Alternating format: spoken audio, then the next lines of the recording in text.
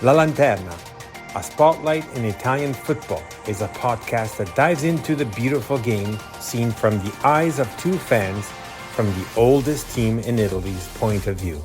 My name is Fabrizio Cardone, Canadian and Genovese, together with my friend Matt Killen, an American-born and Genoa fan. Every week, we'll tell you all you need to know about the only team you need to know about, Genoa CFC. Plus, we'll have guests and provide updates from around the magical world of Italian football.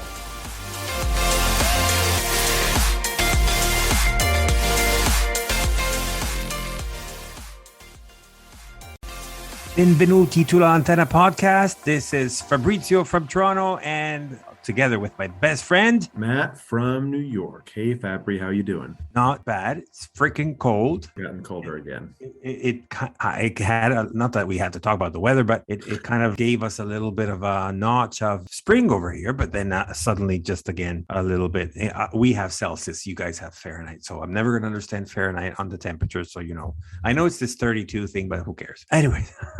So this was the international break. Not that Italy did anything great. I saw a little glimpse of Canada and just saw that US managed to have a 1-0 victory. I didn't really follow that much. I don't know. What do you think?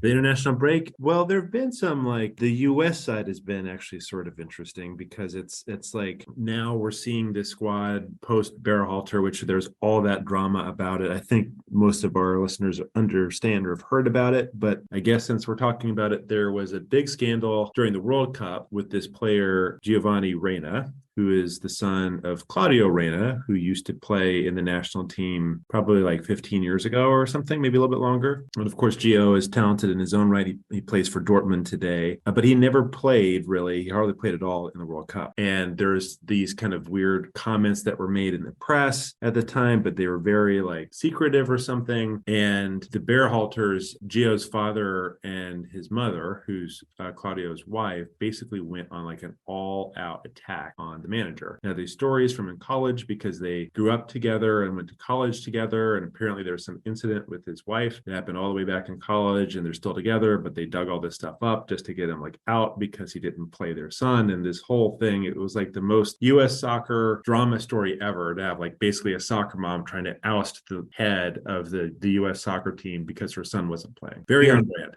This news did not even cross the ditch. Oh, really?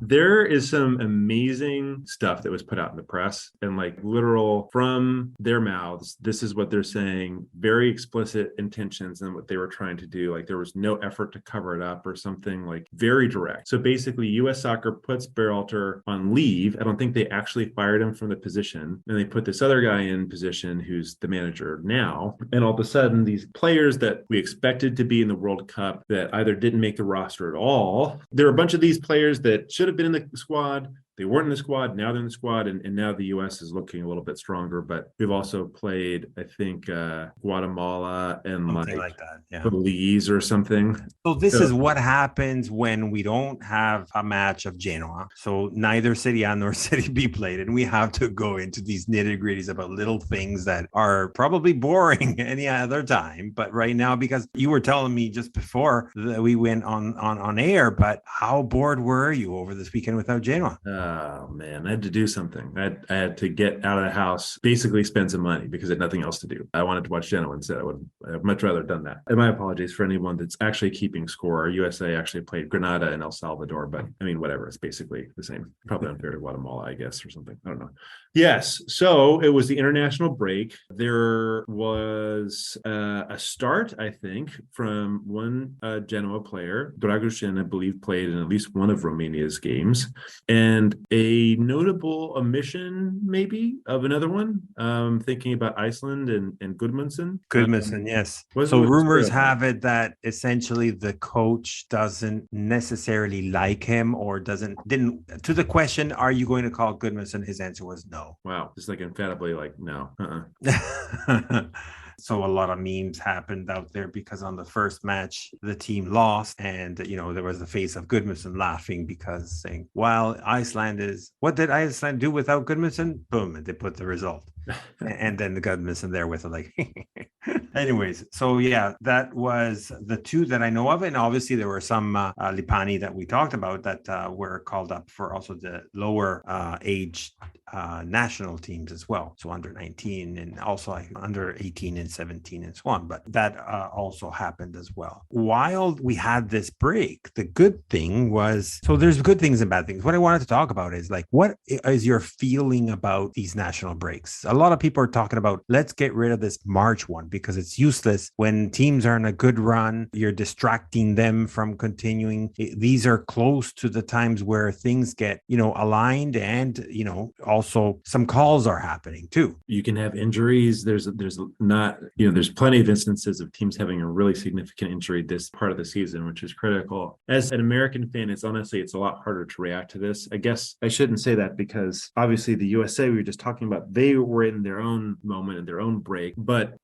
as a fan of a team like Genoa, obviously our players are going to be playing largely in the UEFA League competition, right? And we don't see those matches as easily here in the States. Every now and then you'll get a couple of games that are available. And I think ESPN Plus used to have more of those games, but I don't even get to benefit from the entertainment value of watching England versus Italy match. I couldn't see that. That was not something that was there. Maybe some other folks saw it. It might have been on Spanish channels. I wasn't able to easily find that match. And I'm not a Fubo subscriber, which is one of the cable things here. So I guess that's a long way of me saying, I think if I could actually enjoy these matches and there was some drama to them, I would be for it. But it does feel sort of like this weird non sequitur where you've got a stop in play. Players are going off for their international duty, but we are so far away from these matches being of any sort of importance right now. So it's not like there's drama and, this is a really critical match for teams to make the next part of qualification or whatever. We're in the earlier stages of those qualification games. So it's kind of a tough period to have any sort of emotion, and it's frustrating, I think. But it seems to me to be somewhat of a lesser evil because at least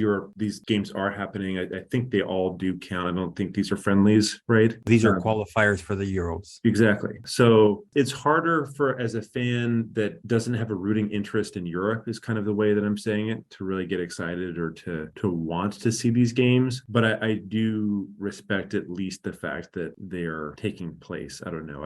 I don't know how you get around having European qualifiers if you don't have it now, like when you're going to do it in the summertime. I don't know. All I was hearing with the fact of trying to, it was just someone that sort of said, why don't we get rid of it? Now, how? I don't know. How we are going to recuperate them, I don't know. The good thing, as you said, is that we can manage to recuperate two players. Both Coda and Aramo are back in the squad. They have been both training, or at least within the last few training days. On the downside, if you are in a good momentum, as it was for Genoa, not to be against other teams, but you have Frosinone that was having a little bit of a lower spell, maybe a little bit a small dip. It gives them a chance to regroup and understand what's happening and how to recuperate that. Yep. The same thing is also for our next opponent, and we'll talk about later with our guest also with Regina as well, right? Mm-hmm. But so there's these good things and bad things. So we weren't a good spell. Ouch! No, we didn't want that break because a lot of skeptical jinxers and so on say usually these breaks are only good to have things go the opposite way. But I don't believe too much in that stuff, or at least I have learned to go away from these superstitions type of thing. I just think it's all about concentration ultimately and focus. So it's almost the same thing. What do you think? Yeah, I mean, it's I'm with you. I don't think you can I try not to take too much superstition into the whole thing, but maybe it's a good thing. It's a little bit of a diversion for the players. They can spend some time wearing their national shirt for a second and feel good about that. You kind of wonder a little bit how that impacts a person like Gudmundsson because they were slighted. And he's not getting that time, and he's, maybe has extra time to go train with the team and everything else. But I think it kind of is what it is. And so long as there's, no blatant overuse of players or playing them way too thin or something, I think it's fine. That's actually a good point that you bring up. Are we playing the players thin? No, with the fact of having Coda now back and Aramo as well, I think there is a lot more room up there. Trying to remember also the words from your last pod when you were saying, I didn't even remember remember they were playing for us. Yeah. So it's interesting because it's true. It's sort of like the same feeling I had. However, if we do look at the back, we have also Ilsanker that is back too, mind you. So not only 2, but 3. Yes. But we have that issue on the left. So since last podcast, when we were recording, we were saying that perhaps we did not know, etc. But he had a very severe operation that actually he went under. Right. And rumors are that he's basically done for the season, or if not, just to recoup at the tail end of it. Let's not officially, it's not to count him in. As I mentioned also in the last podcast, we don't have any word of when Payet will be back. I'm hoping that physical preparation are doing a good job. And if they did very well with that, I can only hope for Payet's reinstatement, essentially. But without knowing also when his potential return is, what they're saying is it might go back on a 4-3-2-1 or 4-3-1-2 formation, as Criscito would be called up to basically follow through his promise of helping for the cause. And if not, Sabelli in. It did seem like there was much more movement on Criscito taking up that spot on the left since we last spoke. I know like there was a rumor when we were talking about it too. I mean, it's a natural speculation, of course. He's a left back, but there was some people out there thinking, well, what if we actually are playing Sabelli on the left? I think that it's an interesting kind of way to look at the remainder of the season. It's something I think we can still do well. I think we can work well in that formation, but having seen us be so successful in the 3-5-2, and I still believe that our fullbacks for most of this season have played perhaps like an unsung role in our attack and in the way that we've been more aggressive. Don't get me wrong, I'm a big Mimo fan, but I'm a little bit concerned about it because I'm not saying that he doesn't have quality anymore or he's not capable, but I do think that his game, even for a player like Sabelli who'd be playing out of sorts, out of position on the opposite side. I mean, Sabelli's not exactly young either, but you might get some more out of that side. I mean, look at this. It's 2023, and I'm actually saying we should probably play Sabelli over Mimo. What the hell is going on right now? But I don't know. I don't think, point being, I guess, we're not going to be too bad off either way. I really don't think so. I think Haps, it's unfortunately a loss because we really had some good spells of play with him in the lineup, and I think he did bring a different energy or offering to the team. But I think if the rest of our squad is balanced and we understand how everyone's missions, what they're supposed to be, I think we can still get by pretty well. So we'll see, I suppose. Good points. As we always say, ultimately at the end, it's going to be Gilardino's call. And he is the mastermind of all the tactics. And so far, he hasn't really disappointed us too much. I have full trust in his thinking, and he's the one that sees the players in the training field and so on, and who's ready, who's not. And he's also knows how to read the game within the match. So it's also good to change, and he's able to do that, especially now with the 5 changes. It's a lot easier to do changes rather than just being tight with the 3 players. So it's the last 8. It's very important, as we both said a while back, it's all up on us. We cannot make any more mistakes.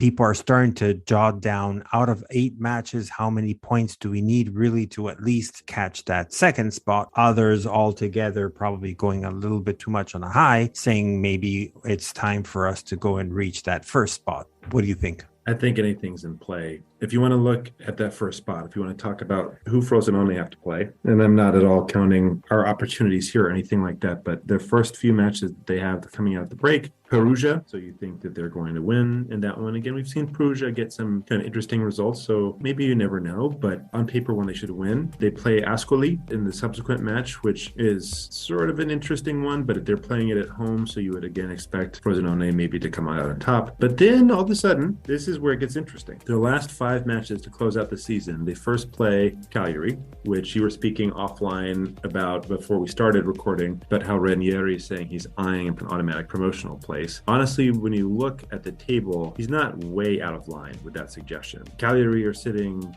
they would have to do some real magic between now and the end of the season to get to the second spot where we are, being 9 points back from where we are, but they certainly could get into at least that 3rd or 4th position without as much of a challenge. having to get 5 or 6 points in the next. I think, unless I'm looking at a different table, I think it's actually 11 point to the second spot. But yeah, sorry, my math is just terrible. No, that's okay. And essentially, we 45. have 6 points to the third and 5 points to the fourth, and we know that That's it right. makes a huge difference in what spot you reach in for the playoffs. Yeah, absolutely. Because not only the amount of matches, but also in the event of a tie, one of the choosing indicators are placement. It's important the higher you get, essentially, when you're in the playoffs as well. Yes. So long shot, but point being, Cagliari is who they're playing on the 15th of April. Then Südtirol, again at home, but this is one of the teams that's right now in one of those top places for the playoff, that if the season ended today, they would be a team waiting for the other two teams to play each other. So Südtirol currently in third place. Then Regina, who again, we've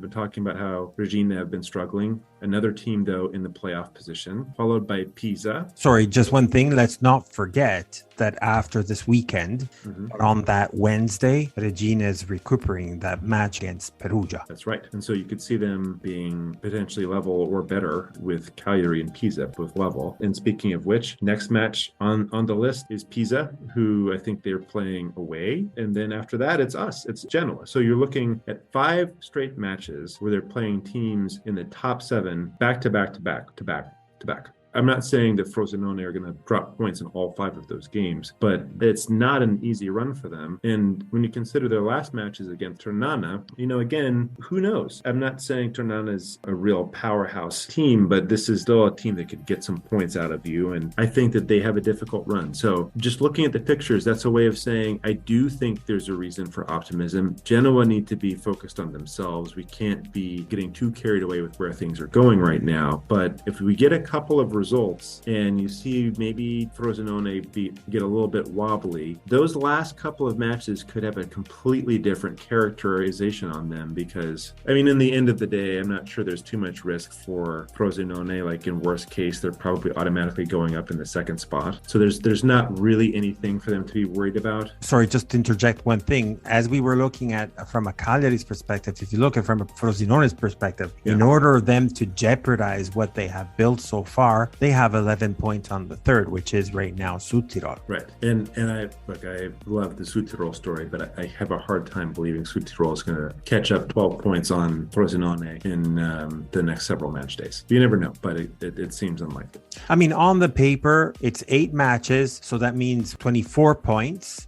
So technically, everything can still happen. Obviously, if you're talking about a Frosinone, mathematically, they've done mathematically, right? But then if you look on the form, they don't have all that high qualitative players on both sides. But nevertheless, the form themselves, except, as you mentioned, a couple of last matches that Frosinone did a little bit of a hoop. It's for them to lose it. I have difficulties in seeing them losing all those points. I do too. But to be fair to your other point, it is literally possible for them to not make it up to Serie A next season. That is not a guarantee that they're going up right now. But again, as a Genoa fan, I think we have to look at that schedule. And I know ours is not the easiest. We can maybe talk about that next. Yes. But it is to say that if we take care of our business, there could be something where we look even better right now. So look, we have 4 matches at home. And with Gilardino, we have proven that difference, the fortress that we did not have with Blessin. Yeah. So if before they came to Marassi and said, if we put, as they call it in Italian, the coach bus at the back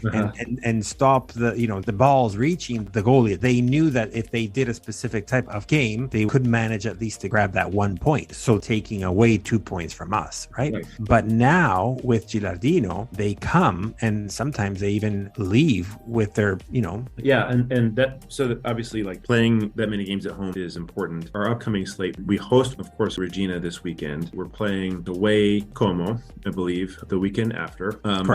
You're looking at our remaining run-in. And for us, I think the challenging thing is the last 4 matches are, all of these matches are not going to be easy. So we next have Perugia at home, which they're in a good form right now. Right. Then Cittadella away, which is something hopefully we get the job done there. But again, you've seen some weird results out of Cittadella as well this season. Sorry to our friend Jake, but it has to be the revenge from that silly loss that we had. It was a terrible loss. Ferraris. Yeah. It was a terrible, there's no other way of saying it, honestly. But after that match, Südtirol in Bozen, so that's probably an amazing match given what Südtirol have. And if you think about Südtirol's own path, having to play us, also having to play Frosinone in the last 8 matches, they do end up qualifying for the top division next season. You pretty much have to say they've earned it with the way that they played this season and who they have to play in the end of the season. Our last 3 matches, Ascoli, the aforementioned Frosinone match, and then we end the season, of course, at home against Bari. That's right, hosting Bari at home. I agree with you. It's not an easy run. There's several difficult matches there. There's several matches that even if on paper we should win, they're going to be very challenging. But I believe, as you believe, that we still are in control. We still have a good opportunity in front of us. And the only thing that we need is for our teams to be focused. And to your point at the beginning of this podcast, probably the biggest concern, does this change in formation all of a sudden upset the wonderful form that we've been on? If we do indeed see that, of course. So again, I'm almost like a broken record, but essentially we need to focus on ourselves and keep an eye on the other matches, but essentially look at ours. Quickly, if you look also at Bari, their run seems a little bit easier, but as we've seen from the beginning, Serie B is not that easy. Yeah. And that's what the beauty of this competition showed to us from the beginning. Negative and positive, I guess, from a spectacle perspective. So Bari will play at home against Benevento, then away at Südtirol, at home against Como, away at Pisa, at home against Cittadella, away at Modena, another team that can also bring problems. Bari at home with Regina, and then the Genoa Bari, as we mentioned. We definitely need to keep an eye open, but at the same time focus on ourselves, as now there are 5-6 points leads to the teams behind us. We just have to keep that lead going and not worry about, and if the miracle happens, hey, might as well, by all means, right? Absolutely. So 2 quick things before we go to the break. So far with the pre-selling numbers, we're showing 25,000 tickets with the 20,000 season and 5,000 tickets that were sold. Obviously, we're hoping for a little bit more, but it's quite a good turnout. It's a Friday evening. Yes, it is Friday, but it's still a working day. Lastly, we just got news about Foresteria Organizzata, which is the Gratinata Nord, which is organizing something special for the last match at home against Bari, hopefully for what we're hoping for. And what they're doing right now, I'm just reaching out to whomever is interested in that. They're selling a magnet for €2, and this money will be used for choreography, something very special. They're preparing for us. Love that. Very excited. All right, let's go to the break, and we'll have our special guest talking all about our next opponent, which is Regina.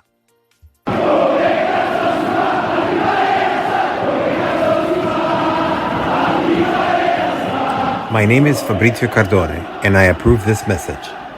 Bentornati, welcome back to the Antenna Podcast, and we're here for the second half with our special guest, and he's sitting here right beside us, or virtually anyways, for the second time. Welcome back, Dan. Thank you. It's good to be back. I don't know how many, got a few repeat guests, I think, but it's good to be part of the club, the 2-timer club. Yeah, that's right. Well, we're starting now because essentially the Giro di Boa, as we say in Italian, which means that you go around and you come back essentially, right? So this is the second leg. So we're starting with the few because it's a little bit difficult to find some English speaking fans. Sometimes they're also a little bit shy and they don't want to show up or last minute changes in plans, which is, it's everything is fine and dandy, but as you know, and for Serie B is a lot more. Serie A, it's a lot easier because of fame and of specific and majority of the teams. Anyways, maybe Sassuolo might be a little bit more difficult. I don't know. I'm just putting one name there, or the cyclist team that we don't care, but I'm joking about that one.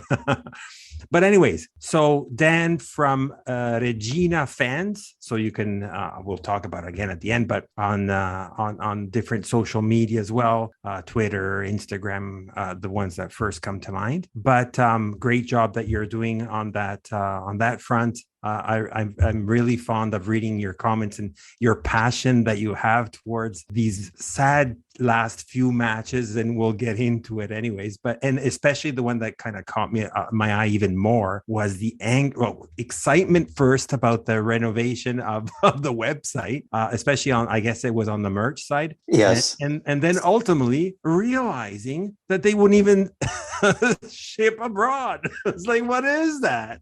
Yeah, it's It's not just me. I mean, there's fans around the world that have been waiting, and they do this every year. I think maybe they don't even do this every year that they release the store, but it's very sporadic when they decide to do it. And then it seems like it's not at the beginning of the season. We usually have to wait till January, maybe December when it gets rolled out. And in the past, I have been able to order from them, but this time around, yeah, it's only shipping to Italy. So I did buy like a blank generic one from the Givova website, but it's not the same. Right. I mean, we have our own sore spots and whatnot with Castor, and we're just hoping that the contract gets canceled altogether. But you never know really what happens there and what's at stake as well, right? Because essentially Castor took over the e-commerce of things, and maybe because of lack of kits, jerseys, and even with the squad themselves, they almost barely the first opener went with the Kappa stuff. The Kappa shirt, yeah. I don't think I'll ever, for the life of me, understand why we turned the whole e-commerce platform Castor, because it's not like they're like a Fanatics or something, and this is what they do. That we're just kind of like, we have a working e-com site, and we're just gonna pass it on to you. Store stuff, yeah. God knows what they promised. But on your side, you were saying that the e-commerce side was run by the club or by the... Yeah, they run it every year. They run it themselves out of the team store. Basically, I think whatever the team store has in stock is what they will ship. So you got to kind of hop on it as soon as it's released. I don't know if we talked about it last time. I was fortunate enough to go to Reggio Calabria last year, and it was not till April. So when I went to the store, it was the jerseys, the kits were all picked over. So bought a couple like hats and jackets or a sweatshirt or something. Whatever was left. Yeah. It was like that in Genoa too. I was so disappointed going to the Genoa store. I was like, only jerseys that did not fit at all, or like the third kit, which for some reason nobody really liked. I mean, it's funny, but here in Toronto, maybe because it's a little bit of a bigger city compared to where you are, Dan, but surprised but not surprised. There's a lot of, I guess, people from Calabria. I would say outside, I'm going to say outside of Italy, no, but let's say if I had to do a quick tally, I'm thinking off the top of my head of the regions of where Italians are from and so on, majority I would say are from Calabria. And oddly enough, in a lot of stores, you do find Regina stuff. I mean, mainly the main jersey and maybe the second kit, but I don't even know if I believe you when you're telling me. Yeah, right. You're buying Givova merch in Toronto right now with like the 4 check marks and stuff, and that's commonplace that you're seeing in Toronto. I mean, Raf from Cosenza might not like it, but it's true. Yes. I mean, they must be the biggest club in Calabria, or excuse me. I don't know. I don't know if you know about this, Dan, but I would think, don't forget there's also Catanzaro. So at least these three are the most known. Yeah, I would say we're the biggest just from the time in the 90s and 2000s and the success we had. But I would probably put, you mentioned Catanzaro and Cosenza, but Crotone would be up there too. True. That's right. I forgot about Crotone. Other also Blue Friends. All they've had, man, that's crazy. Yeah, this happens, I suppose. So let's talk about, and I'm sorry to say this, and I see your head shaking already, but what's happening to Regina? Like up until similar, very, very, very, very, and I'm going to say that 10 times different to Brescia, but I remember up until a double handful matches where Regina and Brescia were at the top. So let's talk about Regina. So what happened to Regina? Yeah, it was a lot easier to come on here last year. I was so confident and cocky, like, oh yeah, everything's working out and Zaghi's great. And now it's like painful. I made my spritz here to help numb the pain when I talk about them. But it's 8 losses and 10 matches this year. I think we have 1 in hand because Perugia was canceled because of the earthquake. Yep. When you watch them, and you mentioned like reading my commentary on Twitter. For the most part, I try to be very just level-headed and just reporting the facts as I see them. But I get emotional when things start going like this, and I can't help but hold back. But in terms of what's happening with them, it looks like they don't want to play under Inzaghi, but I'm not one who's calling for his head or calling him for him to be sacked. If you would go on Facebook, you'd probably think that's the majority opinion. It's, we had a goal at the beginning of the season of where we wanted to finish. And essentially that was within a safe mid-table survival position. And we sort of have to, my opinion at least, is to look at it like we're still in position for that. Do you punish someone because we got there based on what he did the first 4 months? Right. Is it fair to say what he's done in the last 4 months, like you're still where you want to be? But I understand that they look terrible and it looks like they're not at least wanting to give any effort right now. And it sucks when you see them play. I mean, we had the highest attendance of the season 2 weeks ago. It's Cagliari, and they played that was probably the worst game of the season and lost 4-0. And I don't know if it's a lack of motivation. It's just the players aren't that great for one thing. But then you say, how did we get the wins at the beginning of the year? I don't know. I don't know how. I can't pinpoint down what the change is. Our defense, I'd say, is terrible when I watched them this year. We didn't really sign any reinforcements in January, and I didn't love them from the beginning. Our fullbacks are fine, but the center defense and our goalkeeper situation has always been a mess. And we signed Nikita Contini from Napoli, who is on loan at Sampdoria.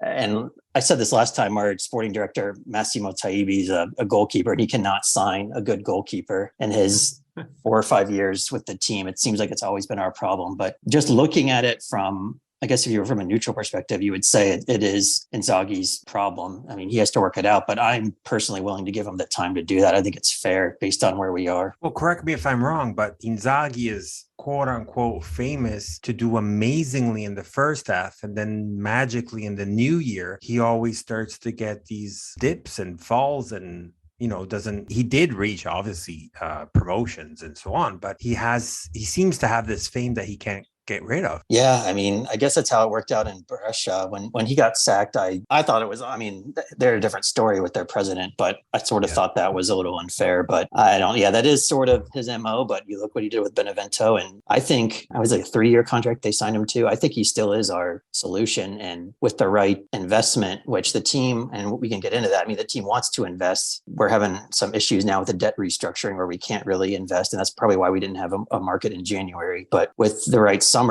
I think we can come back even stronger. And I love him as a coach. Like, I love personality. Yeah, the sort of aim that he brings and sort of recognition to the club is kind of neat. I think he was a huge get for us at the time. And I don't know what they're watching in terms of, they have those match analysis and people that study he decides who the 11 players to start. And sometimes I'm like, he doesn't change anything about it. And leaves you scratching your head a little bit. So I don't know. Yeah. In summary, I can't really pinpoint an exact issue, but I think it starts with him, definitely, but I'm trying to be patient. Well, it's definitely difficult to say I hate Pippo Inzaghi based on his past, I guess, right?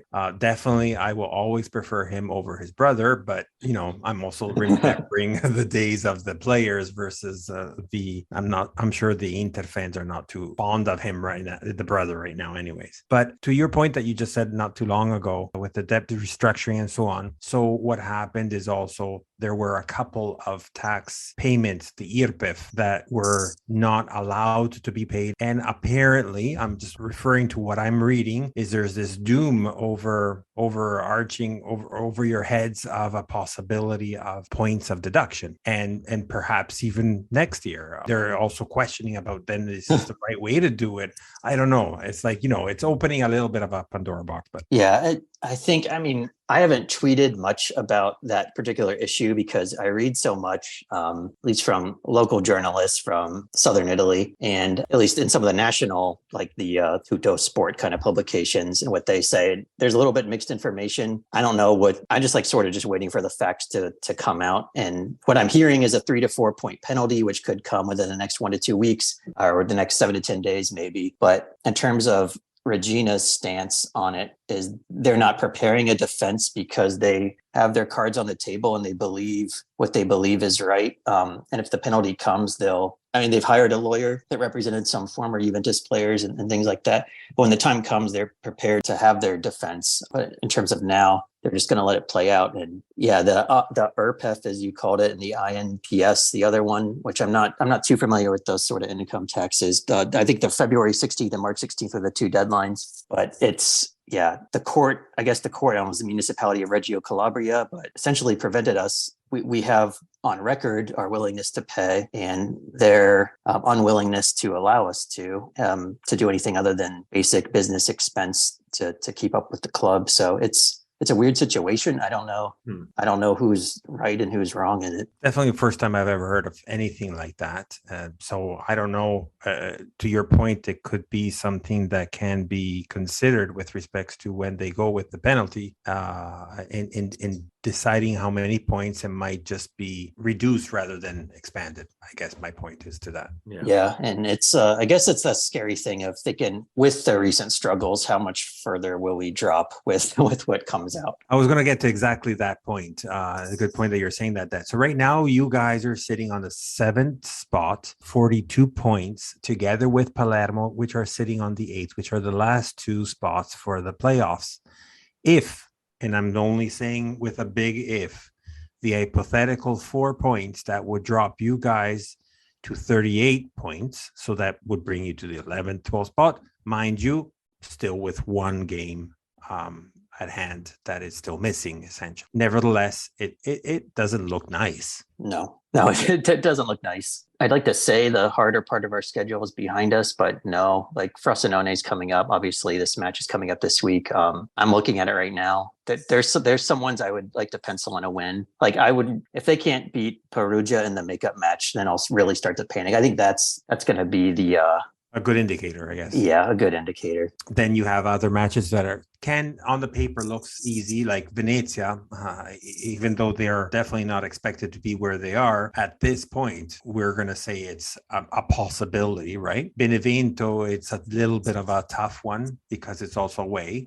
Brescia, again, seems that they're going a little bit better based on the new coach, the end coach, I guess. But and then to your point, the Frosinone match is going to be a tough one. Besides the Como in between there, and then there's a Bari match. So it's no, definitely it's not an easy schedule. But I guess we were a little bit analyzing it before with Matt in the first half of the pod, and who more, who less. But it's still not easy for everyone. It's not like a clean sheet for everyone, and ultimately it's just has to bank as many points as possible, as what they told us from the get-go is as long as you get points, just get them. Right. It's a goal. That's definitely, it's going to be a mad dash for sure to the end of the season. And I mean, who knows, again, like it's so hard to say, like this match, we all have been there, and we were just talking about it, looking past this match and other matches too. Like you see matches and you think it's going to be a win, but it just happens so many times too, where, you know, all of a sudden the game's not going your way, or you get a bad call or something else happens. And then, you know, who knows what's going to come out of it. Yeah. And that's the other thing, that in some of these matches I'm watching where, you know, goalkeepers making some amazing saves or hitting the crossbar, it's like if those turn out the opposite way and they go in, is Inzaghi suddenly a genius? Like we're not calling for his head anymore. So there's little moments that happen that one goes the wrong way and just affects the rest of the match, and you think of what could have been. You definitely need that luck. We've been fortunate on the positive side, I think, and that's why more often than not we've been knocking on wood regularly, because it just seems like we've had some of those late goals in some games. We've been on a good run lately, don't get me wrong, but you kind of just never know. Yeah, and we're saying all the right things, the players are saying all the right things, and there's sort of that you're taking the silver lining where they can rally together in this difficult moment type of thing. That's sort of what I'm betting on and hoping is happening. I'm not saying that it will, but that's the one thing you can hang your hat on. It's like we're having all this outside noise, but we're a united group, and they're saying all the right things like that. Yeah, almost adversity with the struggle type of a thing. Yeah, and another negative, I guess, in addition to the non-payments, there's some reports of players not getting their salaries. Ugh. And our captain, Lorenzo Crucetic, came out and said, no, our payments have always been on time. And there was sort of a message we signed Federico Santander last fall. And, he worked with Inzaghi before at Bologna. So it's supposed to be, and these two have a good chemistry. He's going to come in here and be our bomber, our striker, our hitman. And he was in terrible physical shape when he arrived. And he sort of never cracked into the first team, but just played a handful of minutes. And then we sent him on loan in January to Paraguay, back to his home country. So he came out and said that him and some other players had received payments. And then I read another report saying that the players hadn't receive payments or because they left in January. So they're considered not part of the necessity of business expenses. So there's that sort of reports that go both ways, and you don't know who is true or who's saying what is the truth. So I don't know. Well, That's hanging out there as well. To your point is hopefully the truth at the end will come out eventually, one way or another, unless anything gets covered up. I don't know. I don't think so. I don't want to think that. But no, I was looking also at the table right now, Dan, and I was looking, like, I remember even back then, like Frosinone but especially was Regina was looked up to be one of the most, goals for had the highest and whatnot. But that kind of slowed down, didn't it? So could it be based on what happened even up front? So you talked about the defense, like bad goalie, bad center defense and whatnot, but what about the strikers? What happened there? Yeah, there are none, basically. Menez is in the false nine roles, and he's creative up there, and he's allowed he's helped score some goals, but mainly our goals are coming from our midfield. Our best player, Giovanni Fabian, he's 19 or 20 now. He just played in the U21s today. He's scored 8 goals, so he's our leading goal scorer on the season. And then your former boy Hernani is probably second in goals with 5, I think. Mm-hmm. And then you go down to Menez, but no strikers are really scoring goals, and we didn't have any. Another one of your former players, Galabinov, was ruptured his Achilles in the summer, so he's finally back in January. But we signed a striker on loan from Spezia, David Strelic, and he's scored 1 maybe goal since he joined. But we haven't really just had that guy we can rely on, and we didn't have the market to sign one or bring one in. So I guess more recently, Menez has been playing on the wing, and I like him more in that role a little bit now that we have Strelic, and I can't remember who else we've used at striker, but it's just not been pretty. And yeah, so our midfield is our strength, and that's where all the goals have come from. But when our wingers don't know how to send crosses in, this formation doesn't really work. Our wingers have been pretty bad as well. So it's like bits and pieces that actually just towards the end of the season made a little bit more obvious of where the actual issues are. I guess that's what you're trying to say. I know it's going to be tough now to answer this question, but because it's impossible to guess to that point. But notwithstanding the points possible, because it's still a big if, the possibility of these points of deduction, meaning the how many. What do you think can happen? Like with respects to the outcome at the end of the season, do you see the qualifier for the at least for the playoffs, or what do you think? I don't know if I'm being optimistic, but I'm still thinking mid-table finish. And I think, and maybe that people are saying that's not optimistic and we want to get in the playoffs, but I'm doubting the playoffs at this point, just with the way things are going. And I would be really happy with the mid-table and just no fear of relegation. And I'll take that, and let's just rebuild in the summer. I mean, to your point, like sometimes you forget with the coaching carousel, it's been just a season, but with Inzaghi too. So it's not like he's had that much time to really get exactly what he wants out of the squad. And we saw the beginning of the season, it started out really well. So you have to believe maybe there's a chance, and you look at the track record with other clubs, and I think you could tell that story pretty easily. It just obviously it's a bad run of form that you guys are in right now. So yeah, and that's going to end Friday. I mean, knowing it's possible. It's going to be interesting. I mean, I guess like coming to that match, like knowing that it's been challenging lately for Regina, what do you think is the key to you guys getting a result on Friday? I think it seems like every one of our goals, there's been a lot of set piece goals conceded.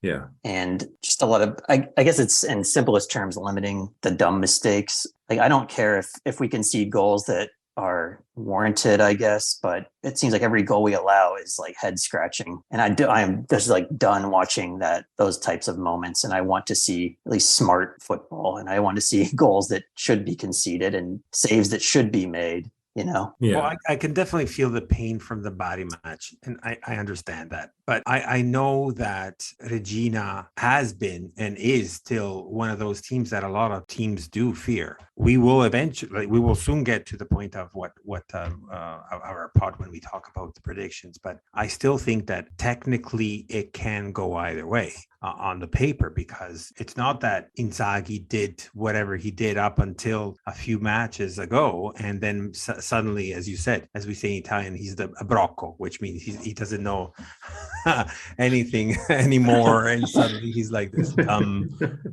coach and stuff like that. No, he's not. And he has proven it also on his CV. I guess let's jump into the predictions. So what are your fears and what do you think the match is going to turn out? Well, my fears. So first of all, I guess it's because you have a big stadium, but I like that we have 2,000 guest sector tickets available. And the first day was sold over 1,000. So there was a lot of excitement around that. And as of this morning, I think it was 1,200 have been sold. So we got a few more days to sell out that guest sector. So I'd like to see that traveling support. In terms of my fears, it's usually just, I guess, repeating what I said, that everything will go wrong with the dumb mistakes. I don't know who's going to start and goal for us. And I said this last fall, we had a different pair of goal. We had at least one different goalkeeper that we sort of juggled between starts. We've been rolling with Simone Colombi recently, and looks like he's been the more safe choice. But I fear that the defense will let him down again and let me down, I guess. And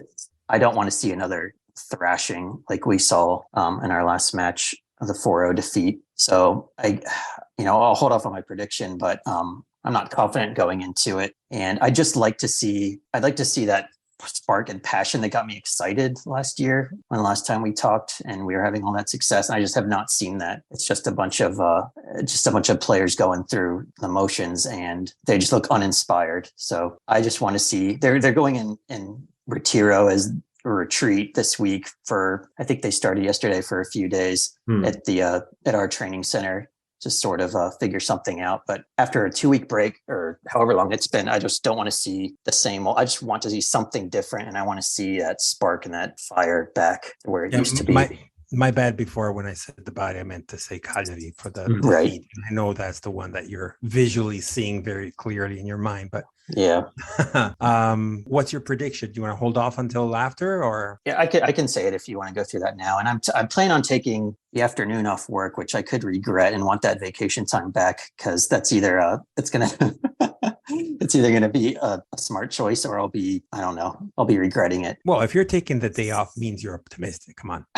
That's true. But when we're sort of the streak of losses had already started and I told myself I wasn't even going to watch any more matches and I'm done. Wow. And I can't do it. Then Saturday rolls along and it's like, I get too excited and I'm full of hope and they just let me down again. So I'm optimistic in that way. That's what happens when you get the national break and there's 2 weeks and nothing happened on the weekend. We were like there on the weekend doing, what am I going to do with myself? I don't know what to do. Like, it was horrible. Absolutely the worst. So yeah, if we wanted to get into predictions, I'm not seeing anything that tells me we're going to win. I'm not even seeing anything that tells me we can escape with a draw. I'm not seeing anything we could score a goal either. I would say a 2-0 loss. I think I'll give you a little bit of room for optimism, I guess. So there's been a minor crisis. That Spritz is going down like crazy, by the way. Yeah. And I guess I'll hold my Cornicelli or whatever to hopefully reverse jinx what I said. So there you go.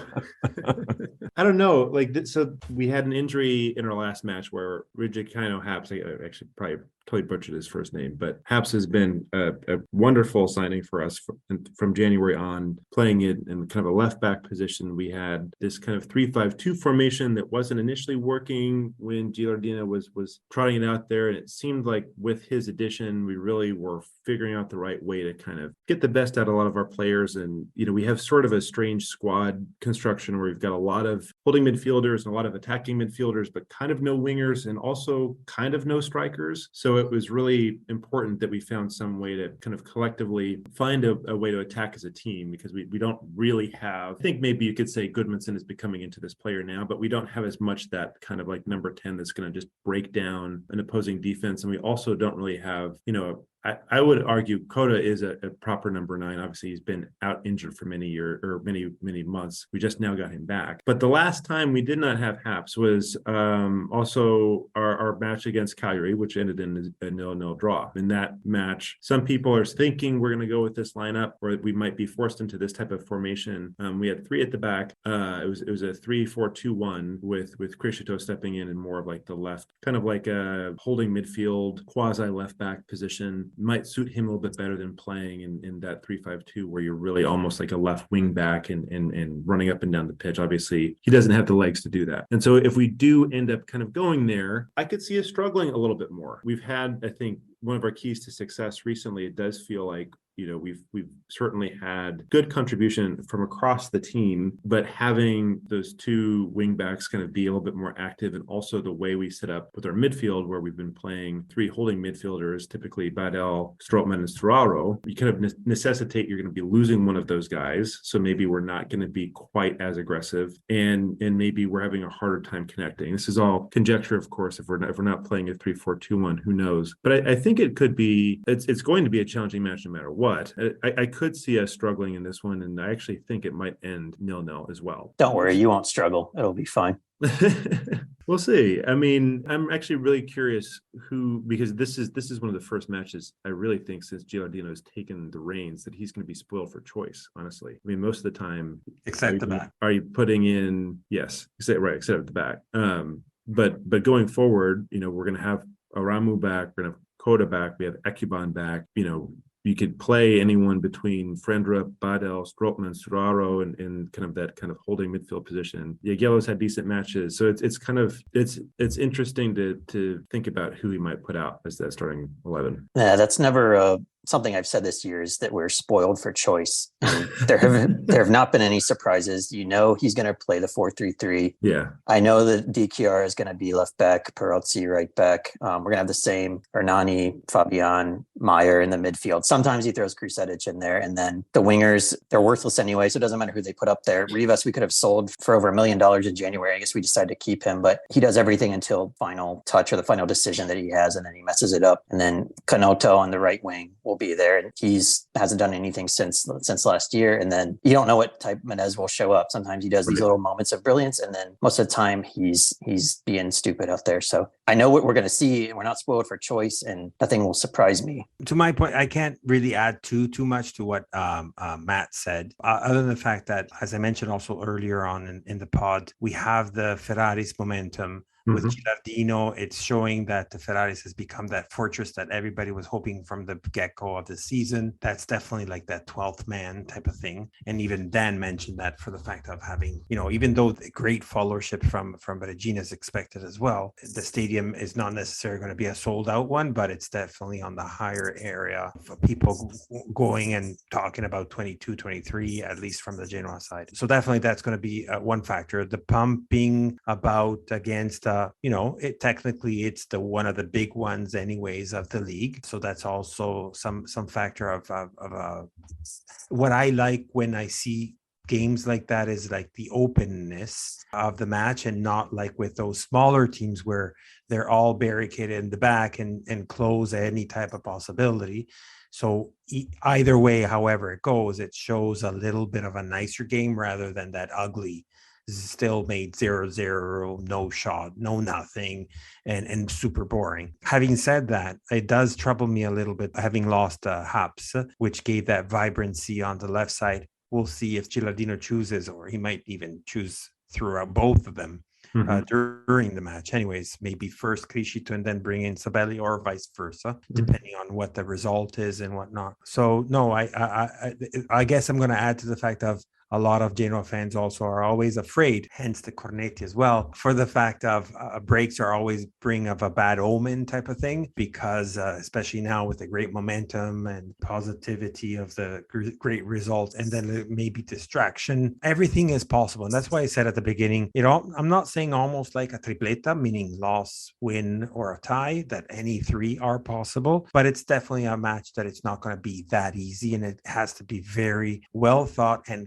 concentration is a must. If that is there, then I do see Dan's result, even though it's negative for him, a possibility of a 2-0. If the concentration is not there, then it's highly likely also tie from my side. Now, you said you expect 23,000 spectators. Okay, that sounds 22 only, or 22. No, that sounds like a good environment. But we always have a good turnout in the north. So whatever guest sector, like in Bolzano, I know we sold that out within the first day, probably, because their stadium doesn't even hold 10,000. But I'm excited to see that away support, and I hope we do something for those fans that still. And they give me hope when I see those the traveling Curva Sud supporters showing up. It gives me hope that it's just not all negativity out there, and see them singing along even when we're were playing terrible. Yeah, Actually, are they placing? I know with the Gradinata Sud thing, I always kind of understood that was sort of like an unofficial movement that was happening this season in the Ferraris. But do visiting fans, they seem like they've been getting an allotment kind of like right next to that. But I imagine when you have a larger group like Regina are taking, they're going to maybe be sitting somewhere else. no, the guest has all except the derbies. The guests have always been sitting on sector 5, and if there's a larger Okay. one, they'll give them the one below that, which is the tribuna. If you look at the tribuna to the left, close to Gradinata Sud. Got you. Okay, so that's really it was Right. just the derbies that was like that essentially. Yeah. Derby is the only one where we release both sides. So for them on the Gradinata Nord and for us on the Gradinata Sud. So the sector 5 is normal, and the Gradinata Sud becomes the guest, which they are guests anyways, and they will always be guests, but that's some Sampdoria for you. Now, do you look at Frosinone not winning in their last two? Do you look at that as an attainable mark to get up to first, 6 points away? That's a good question, Dan. We talked a little bit about it, not too much, a little bit earlier, but essentially it's almost like divided in half. Some people are like, hey, they have dropped. If they drop and we continue in our form, it's possible, because up until 3 matches ago, it was 12 points away. Now it's half and down. So why can't it not happen? On the other side is the ultimate goal is not to win the league, but it's to get the first 2 spots. Mm-hmm. So however that comes as a first or second spot, it doesn't ultimately really matter. Ultimately is to keep that space from the third. That is mostly what the focus is. Mhm. And now Yeah. it's sitting at 5 with Südtirol and 6 with Bari. So it's And I don't see either of those playoff contention teams really threatening you. It's going to be just a mad sort of cluster for those playoff spots where we're trying to contend as well. And I think at Südtirol, I don't see maintaining this type of momentum and keep climbing. I mean, We've maybe been saying that forever, right, Dan? Yeah, we keep saying that, I guess. I mean, we were saying that about Frosinone for a while too, to be honest. Is like, I don't think they're going to stay. Who knows? It does seem it's difficult. I honestly, even for watching as much of Serie B as we've watched, I can't put my finger on why Südtirol have been so successful. I think that's part of the reason Right. we like wonder how they're going to continue to stay in that position. Well, ultimately, isn't that what we think? Well, critics say also about Frosinone. You Right. don't necessarily have these great players like on the paper, and this is not to toot our own horns, but on the paper, Genoa has that roster that Yeah. essentially on the paper is the leader of the pack. It has not shown to be the leader on the pack in the table so far, but at least from the qualitative type of players, when you talk about Badel, when you talk about Strootman, when you talk about, these are all players that have been not only in Serie A forever, they played in Champions League, they played in Europa League. So these are right. But if you go to the Frosinone, is there anyone really? No, they have Fabio Lucioni, who you think is washed up. He's still starting every match and doing great and scoring goals. I mean, what is it, Roberto Insigne? Not like a superstar, but yeah. And every time I look at from watching their matches, I mean, they seem like they sneak a lot of late points out of but it's I sort of have that same feeling. Like I don't see this team as the number one team, at least on paper. I'm not trying to go against him, and forgive me for any Frosinone fan if there is anyone that is listening to us, but yeah, what they say, and again, it's not my words, what they say is like, okay, if they go for promotion in the first 2 spots, I want to see what they do next year in Serie A. Right. Or just be another Cremonese. Essentially, yeah. I guess that's what these people were trying to say, which I can see what they're coming from, because essentially it's another incredible story similar to Südtirol. There might be that one guy, I can't remember his name because it's not that easy to remember on the Südtirol side, that is a little bit more of an outstanding type of player, etc. But even on their roster, it's not that there's any one specific that, super. Yeah, they have Odogwu, who's like that's the one. Lega Pro player. Or he used to be in D for some of his career, I think, with Virtus Verona, and it's like that guy's starting number 9 and scoring goals, and he's almost at the end of his career too. No, yeah, I mean he's in his 30s, so it's like you see a player like that, you look at them on paper. I don't know. It's bizarre. It's bizarre. So, and it's interesting. I heard some Serie A podcasts, and they were talking about saying, Serie B. They were talking about that they were like A2 at the beginning of the season, but in reality, it's very low quality. I don't know if I agree with that. I think it's the opposite, actually, because you see so much competitive, so much possibility that the last can come up and so on. I think that the overarching all of the league is a very good qualitative. So in the A2 per se. Now, from there to go to Serie A, it's a little bit different. But then again, good point to yours, Dan. If you're compared to Cremonese, then they all can be at the same level of Cremonese easily, right? Or even Perugia or whatnot. Now, if you have to go and try to catch the higher part of the table, so from the 10th up per se, that's a little bit different. Yeah. I don't look at the bottom half of the table and see, and no offense to our friend from Cittadella, USA, but other than like Cittadella or Perugia, like I don't want to play anyone. I'm scared, basically. I don't see easy wins coming from any of these games, and I don't think the league has dropped in quality at all. I think exactly. Yeah. So I guess before we go to the wrap, let me just quickly talk about match day 31. So obviously we talked about the Genoa Regina, which is the opener on Friday. Mm-hmm. Then on Saturday we have Venezia Como, which can be quite interesting. Venezia, we still don't know why they didn't wake up. And they have serious risks of dropping, even though they're in 10th place right now, which is kind of amazing. Well, exactly. They have recouped a few matches. So in the last 2 matches, they got 4 points. So they kind of got a little bit of a breather there together with Cosenza, but also they're in a very high danger zone. But to Dan's point, and to what we've always said throughout, it's very easy to drop down very fast. Mm-hmm.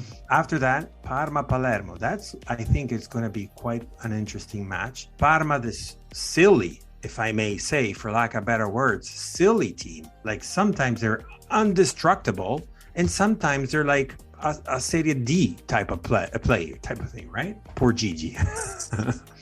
Then we have Spal Ternana. We know both of them. Spal, another one that I don't know. I don't know. They probably will be one of my highest probable ones that might go down. Might get relegated. Yeah. Yeah. But Ternana, we've seen them. They actually just won and proved us that they can do what they can be doing. So it could be an interesting upset for again, the Spal team. Cosenza Pisa are 2 friends, gemellaggio type of thing. Where Cosenza is in desperate need of points, but Pisa, on the other hand, have grabbed finally the playoff spots, but it takes 2 seconds again to drop out. So they both have to continue to grab those points. Then we have Ascoli Brescia. Ascoli, we know, very ugly team. And ugly, what I mean is ugly to play against. Brescia, a little bit of an awakening up, but they're still there at the bottom. I don't feel yet that they're totally condemned, but it's going to be tough for everyone. Well, you can't say they're condemned when they're only 4 points from safety in the end. You said there's been an awakening. Was that because of their 3 draws? Yeah. From Brescia perspective, no, because of the change of the coach. Except the match that they had against us, instead of like having a streak of losses that they were having, they got, I think it was 3 ties in a row or something. So it seemed a little bit of a wake. The awakening was maybe like a snore, I think, while they were still. Exactly. They're out of their REM stage. Yeah. Another great match. So the other big match for the day. So there's actually 3 quite interesting ones. Ours, the Genoa Regina, then I think still Parma Palermo is can be depends on them, on the Parma guys, and definitely Cagliari Südtirol. So, as I said before, Ranieri in an interview, he said that he's aiming for the 2nd spot. I'm like, hello, have you looked at the numbers? But okay, great. You can aim for it, but Südtirol might still have that, little Cinderella type of approach that we've continuously seen from them, or maybe start to have the decline that Dan said that it's expectable anyways from their stand. Even though it was still incredible to see Bolzano coming up so high in just like in a matter of nothing, basically. Incredible story. Bari Benevento. Bari, all I can say is it's a must for them. It's either in or out. If they don't win this one, they can drastically say that they have lost the possibility of racing for the second spot. Well, but this is also the one, though. I think this is why the match against Regina is so important to us.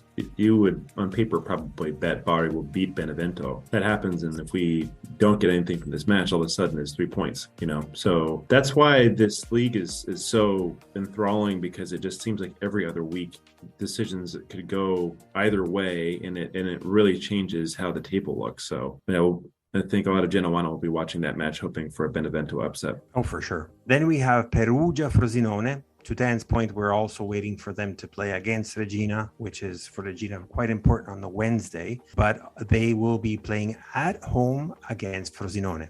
Perugia has wakened up, and I may use this one at least for them, for the fact that after a whole bunch of being at the end, at the table and whatnot, we've seen quite a few wins coming through and upsets also for some teams. And maybe we can see something happening also, maybe stopping a little bit our friends from Frosinone. I would see a nice tie, or actually maybe the Grifoni from the center of Italy having a win against Frosinone. Last but not least, Modena Cittadella, our friends from Cittadella, desperate need of points. Modena is a little bit bad form lately. So on the two teams in bad form. They are like, I don't know why. I know it's hard to predict, because then Cittadella had a great run for a certain moment and then started to drop points like left, right, and center, and it was bizarre. Cittadella have been struggling lately. I guess this is again one of those other ones when they were kind of rising high earlier in the season. It kind of felt like, well, I guess they've been pretty much in that mid to low part of the table for much of the season. But there were those moments. Obviously, we lost to them earlier in the year. But this is another, like, otherwise kind of for people like us, this is kind of an enthralling match, because this game has major implications for both of these teams. I think probably even more so for Cittadella than it does for Modena, but it's a mess. They lose this match, they could find themselves in the relegation playoffs really, really easily, and maybe even in that last position before too long if they don't get a few more results. And honestly, I think you have to look at Modena so far. They've had a pretty damn good campaign. Sitting in 12th position, it's not been a good run of form lately for them, but a couple results here. They have Perugia next, and they could be looking to pretty much consolidate in the last 6 or so games after that. Yeah, I'm a fan of Tesser and the way he does things. I don't know if he's a popular coach or not in Italy, but I like him, and I have nothing against them. But I guess I would, from my perspective, just the wish that the bottom teams would keep losing. So sorry, Cittadella, that keeps sinking. This is Dan speaking with that thing about the points that might come to him. Exactly. Yeah. Fair. It's fair enough. So not to bore you guys with every team and what points they have, but to what Dan was saying before, the fact of that group. So having Frosinone at 62, now only 6 points to the second, which is Genoa. And then you have 5 points below that. That's the group that Dan was referring to, with 51 points. Südtirol sitting at third, Bari at fourth with 50. And then there's another small gap of 5 points. But then you have Pisa, Cagliari at 45, Regina 42, alongside Palermo. Let's remember that Regina has 1 game less. Parma 41, Como at 10th at 39, Ternana 39, Modena 38, and we talked about before, that's the 12th spot. And that's the group and more. Like if I continue, they're like one right after the other one. Mm-hmm. It'll take 2 seconds really to climb as well as drop. Mm-hmm. And it's quite highly important really not to lose concentration right now. And we're at the last 8, guys. The last 8. 9 for Regina. That's right. All right. So thank you very much, Dan, for being our great guest again for the second time. We will always welcome you at our pod. Tell us, where can fans reach out to you on social platforms? Sure. You can find me on Twitter at Regina Fans, and that's pretty much the only outlet where I'm really updating. I had made Instagram, but I'm not really on there. So Twitter at Regina Fans, and I'll be tweeting. I won't be working Friday, so follow along for all the good times and the bad times.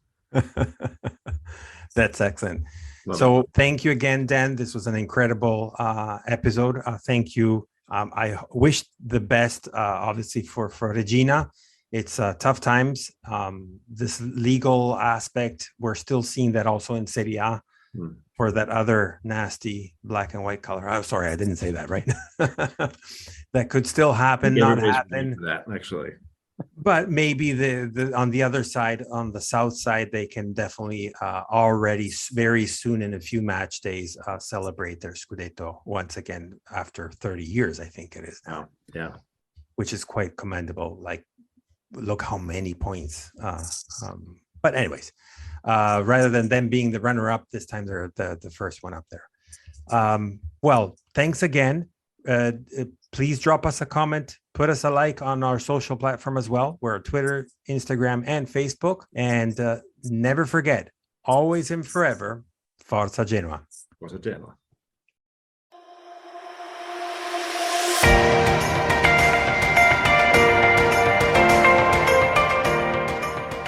You've listened to La Lanterna, a spotlight on Italian football, a podcast powered by Genuani Si Resta. Thank you for listening and see you next week.